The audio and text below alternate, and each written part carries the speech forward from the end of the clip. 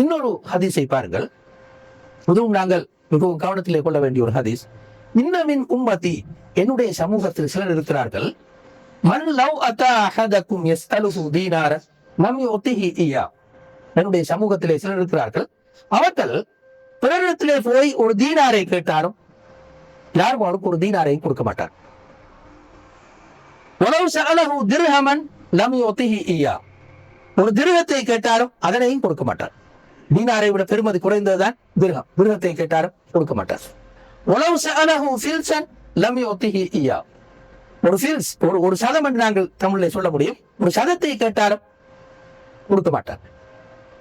வலவ் சஅலல்லாஹல் ஜன்னah. ஆனால் மனிதனிடத்திலே போய் இவர்கள் ஒரு தீனாரை கேட்டாலும், ஒரு திர்ஹத்தை கேட்டாலும், ஒரு சதத்தை கேட்டாலும் யாருமே இவருக்கு அந்த ஒரு சதத்தை தானும் கொடுக்க மாட்டார்.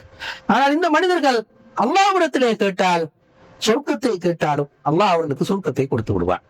வலவ் சஅலல்லாஹல் ஜன்னah மா அதாஹு இய்யா.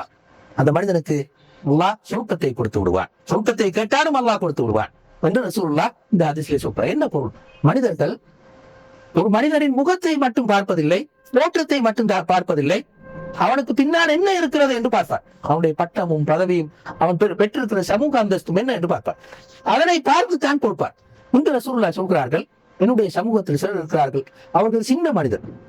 அந்த சின்ன மனிதர்கள் போய் பிறரிடத்திலே கேட்டால், ஒரு திருகத்தை கேட்டால் கொடுக்க மாட்டார்கள், ஒரு தீனாரை கேட்டால் கொடுக்க மாட்டார்கள், ஒரு சதத்தை கேட்டால் கூட கொடுக்க மாட்டார்கள். ஆனால் அவருடைய தூய்மை எவ்வளவு தூரம் உயர்ந்தது என்றால், அல்லாஹ்விடத்திலே போய் அல்லாஹ் எனக்கு சொர்க்கத்தை தான் என்று கேட்டால் அல்லாஹ் கொடுத்து.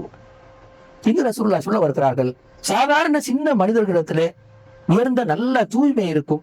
பெரிய மனிதர்களிடத்திலே சமூக அந்தஸ்தில் உயர்ந்தவர்கள் என்று கருதுகின்ற மனிதர்களிடத்திலே சில வேளைகளில் இந்த இக்லாஸ் இருக்க மாட்டாது என்ற உண்மையைத்தான் ரசூலுல்லாஹ் இங்கே சொல்ல வருகிறார். அதாவது இன்னொரு வகையில் அதனை சொன்னால், சமூக அந்தஸ்தில் உயர உயர இஸ்லாஸை பாதுகாத்துக் கொள்வதும் மிகவும் சிரமமான. இஸ்லாஸை பாதுகாத்துக் கொள்வதும் மிகவும் சிரமமான.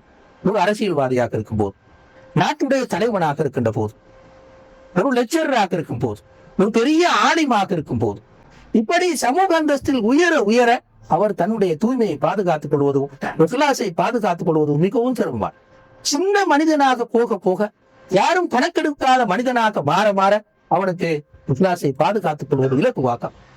எனவே நாங்கள் எப்போதுமே சமூக அந்தஸ்தில் உயர்கின்ற போதும், பிறர் எங்களுக்கு இடம் தருகின்ற போதும், பிறர் எங்களை மதிக்கின்ற போதும், அப்போதுதான் இஸ்லாஸை பாதுகாத்துக் கொள்வது எப்படி என்பதில் கூடுதலாக கவலைப்பட வேண்டும் என்ற உண்மையைத்தான் ரசூலுல்லாஹ் ஸல்லல்லாஹு அலைஹி வஸல்லம் அவர்கள் இந்த ஹதீஸினூடாக எங்களுக்கு சொல்ல வருகிறார்.